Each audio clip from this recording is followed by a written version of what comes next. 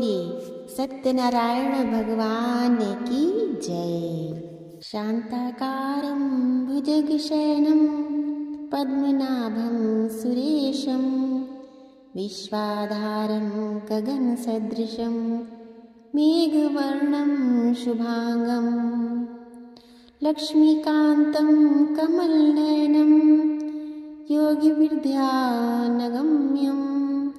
वन्दे विष्णुभवभयहरं सर्वलोकैकनाथं। श्री विष्णु भगवान की जय। सतयुग में एक बार संसार पर दया करने वाले नारद जी अनेक लोकों में घूमते हुए शिवलोक पहुँचे। उन्होंने संसार के स्वामी देवाधिदेव शिव तथा माता पार्वती को प्रणाम किया। भगवान शंकर ने उनसे आने का कारण पूछा तो नारद मुनि ने कहा, हे भगवान, मृत्युलोक में रहने वाले लोग पापों में लगे रहते हैं, कर्मानुसार कष्ट भोगते हैं तथा अंत में नरक को जाते हैं। अतः आप उनके कल्याण के लिए कोई उपाय बताइए। उन्हें सुख शांति कैसे प्राप्त हो और अंत में मोक्ष प्राप्ति भी हो। नारद की यह बात सुनकर प्रसन्नता पूर्वक शिव जी ने कहा, हे नारद, सत्य से बढ़कर दूसरा कोई धर्म नहीं है। धर्म नारायण का स्वरूप है। भोग और मुक्ति देने वाले सत्यनारायण का पूजन करना चाहिए। पूर्व समय में उन सत्यनारायण का आविर्भाव जैसे हुआ उसे मैं तुम्हें बता रहा हूँ, ध्यान से सुनो। सतयुग में काशीपुरी में एक राजा हुए जिनका नाम ब्रह्मदत्त था। ब्रह्मदत्त सत्य धर्म के पालक थे। एक बार मंत्री पुरोहित के साथ सभा में बैठे हुए राजा ने धर्मानुकूल सत्य के पालन करने की प्रतिज्ञा की। उन्होंने कहा, हमारे राज्य में सभी प्रजा हर्षपूर्वक कर्म करते हुए परिश्रम करते हुए सदैव सुखी रहे। नगर के चतुर कारीगर अपने कौशल से वस्तुओं का निर्माण करके उन्हें अपनी इच्छा अनुसार बाजार में बेचे। बिकने से बची समस्त वस्तुएं उचित मूल्य पर राजकोष से खरीद ली जाएंगी। इस प्रकार का सत्य संकल्प राजा ने लिया। राजा की घोषणा से सभी प्रजा प्रसन्न हुई। राजा की आज्ञा अनुसार सभी लोग उत्साहित होकर अपने अपने कार्य में जुट गए। बढ़ई, जुलाहे, धोबी, चर्मकार, दर्जी, कुम्हार, जितने भी कारीगर थे सब अनेक प्रकार की वस्तुएं बनाकर बाजार में बेचने लगे। बिकने से बची हुई वस्तुओं को राजा स्वयं खरीदने लगा।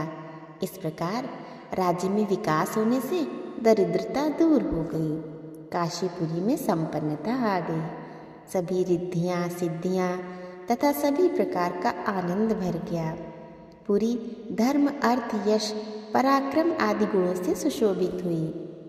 दृढ़ प्रतिज्ञ धर्म पूर्वक प्रजा का पालन करता हुआ वह राजा सुख शांति आदि गुणों से संपन्न हो गया। पृथ्वी पर उसकी धर्म ध्वजा फहराने लगी। ब्रह्मदत्त के ऐसे महत्व को देखकर इंद्र घबरा गए और सोचने लगे, शायद काशीराज हमारी नगरी को वश में करने के लिए अपनी पूरी काशी को यहाँ लाकर राज्य करेंगे। इस प्रकार चिंतित होकर इंद्र भगवान विष्णु की शरण में गए। परमात्मा विष्णु को प्रणाम करके अपना अभिप्राय निवेदन किया। यह सुनकर भगवान विष्णु इंद्र को शांत कराते हुए बोले, हे इंद्र, भयभीत मत हो, कुछ समय प्रतीक्षा करो। काशीराज धार्मिक, सत्यव्रत, परायण है। उसने काशीपुरी को स्वर्ग से भी बढ़कर प्रिय एवं सुंदर बना दिया है।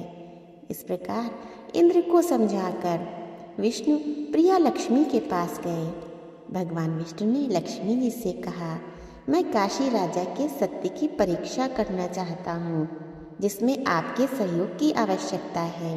लक्ष्मी से इतना कहकर भगवान विष्णु ने विश्वकर्मा के द्वारा शनैश्चर की सुंदर प्रतिमा बनवाई और उसके नीचे लिखा दिया, इस प्रतिमा को जो खरीदेगा उसका सर्वनाश हो जाएगा। विष्णु और लक्ष्मी लोहार बनकर काशीपुरी को गए और उस प्रतिमा को बेचने के लिए बाजार में रखा। उस शनि देव की मूर्ति देखकर उसे खरीदने वाले आ गए। उस मूर्ति की सुंदरता में मुग्ध होकर भी लोग मूर्ति में नीचे लिखी लिपि देखकर उदासीन हो गए। आखिरकार उस मूर्ति को किसी ने नहीं खरीदा। सायंकाल हो गया। राजा की आज्ञा अनुसार उनके सेवक जब उस शनि मूर्ति को खरीदने आए तो लोहार ने उस मूर्ति की विशेषता बताई कि इस मूर्ति को जो खरीदेगा उसका सर्वनाश हो जाएगा। इसलिए हे राजसेवकों, यह बात राजा से सही सही बता दो। राजा के सेवकों ने जाकर राजा से वह बात कही। दृढ़ प्रतिज्ञ राजा ब्रह्मदत्त अपनी सत्य प्रतिज्ञा का पालन करते हुए जरा भी विचलित नहीं हुआ और उस शनि की मूर्ति को खरीद लिया। शिवजी ने कहा, हे नारद, शनि देव की मूर्ति ज्यों ही राजमहल में लाई गई त्यों ही उसने अपना प्रभाव दिखाया। राजलक्ष्मी ने राजा से कहा, आपके भवन में शनि का निवास है, अतः मैं आपको छोड़कर जा रही हूँ। इतना कहकर राजलक्ष्मी राजा को छोड़कर चली गईं। समस्त धन लुप्त हो गया, राजकोष खाली हो गया। इसके बाद धर्म ने आकर राजा से कहा, आप धनहीन हो गए हैं, अतः धर्म कार्य कैसे होगा? मैं भी इस पुरी को छोड़कर जा रहा हूँ। इस प्रकार राजा की रिद्धि सिद्धि आदि सभी गुण क्रमशः राजा को छोड़कर चले गए। यश और तेज भी नष्ट हो गया। राजा कोढ़ी और अंधा हो गया। सेना विद्रोह करने लगी। शनि की मूर्ति के प्रभाव से राजा के पुत्र, स्त्री, मंत्री और जो मित्र बांधव थे सभी अकाल मृत्यु को प्राप्त हुए। उस समय व्याकुल तथा सत्य से न डिगने वाले उस राजा ब्रह्मदत्त के समीप आकर नमस्कार करके सत्य ने आदर पूर्वक कहा, हे राजन, तुम्हारी यह दुर्दशा मैं नहीं देख सकता, अतः अब मैं तुमको छोड़कर जाना चाहता हूँ। उस समय व्याकुल तथा सत्य से न डिगने वाले उस राजा ब्रह्मदत्त के समीप आकर नमस्कार करके सत्य ने आदर पूर्वक कहा, हे राजन, तुम्हारी यह दुर्दशा मैं नहीं देख सकता, अतः अब मैं आपको छोड़कर जाना चाहता हूँ। सत्य की बात सुनकर राजा ने कहा, हे सत्य, तुम इच्छा अनुसार जा सकते हो। प्रसन्नता पूर्वक मेरे गले से लगकर मेरा आलिंगन करो, उसके बाद इच्छा अनुसार जाओ। ब्रह्मदत्त की बात सुनकर प्रसन्नता के साथ सत्य ने राजा को गले लगाकर आलिंगन किया। उस समय बुद्धिमान काशीराज ने अपने कोढ़ युक्त दोनों हाथों से सत्य को भली भांति दबाकर पीटना प्रारंभ किया और कहने लगे, हे मित्र, तुम्हारे संकल्प की रक्षा में हमारा सर्वस्व लुट गया और तुम भी हमें छोड़कर जाना चाहते हो। तुमने हमें इतना निरीह कैसे समझ लिया? मैं तुम्हारा बल देखता हूँ कि कैसे तुम हमारे हाथों से निकल कर जाते हो। राजा ब्रह्मदत्त की सत्य के प्रति निष्ठा देखकर सनातन सत्य शंख चक्र गदाधारी श्री विष्णु भगवान ब्रह्मदत्त की भुजाओं से प्रकट हो गए। उन सत्य स्वरूप सत्यनारायण भगवान ने स्वयं सत्य पालक राजा ब्रह्मदत्त की प्रशंसा की और उन्हें वरदान दिया।